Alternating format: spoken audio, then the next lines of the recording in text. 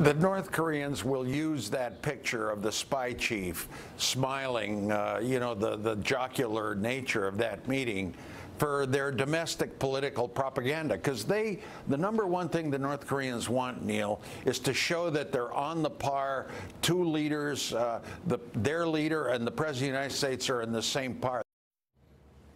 All right, so does that mean that no one can smile? I don't know. Tara Muller is with us now, former CIA analyst, counterterrorism, extremism project senior policy advisor. Tara, what do you think? You got to be very careful how much emotion you show one way or the other.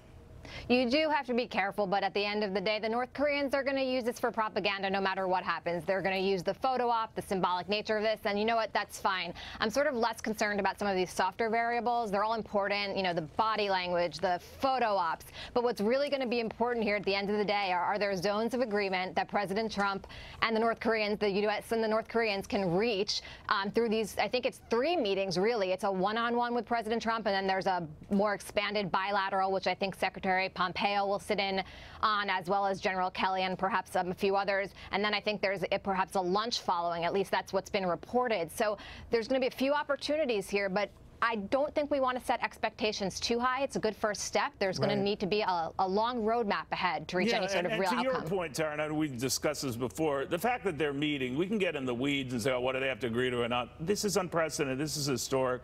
Whether you're a Trump lover or hater, calm down. It is historic in and of itself. Having said all of that, though, some are wondering, given the president's language and harsh response to G7 leaders, and particularly the leader of Canada, I'm wondering what that was about and what it might portend for this meeting. Well, look, I did hear remarks coming out of the administration that was sort of to lay the lead up to North Korea to show that Trump's strong and he's not going to back down by criticizing Trudeau. I think that was sort of fixing it after the fact. Really, what we need to see here going into this meeting is a well-prepared, clearly articulated strategy. I agree with you. This is a historical summit. Praise where praise is due to the administration for lining it up and getting it to happen rather quickly. I am a little bit concerned about this first portion of the meeting, this one-on-one where there's nobody else in the room but translators.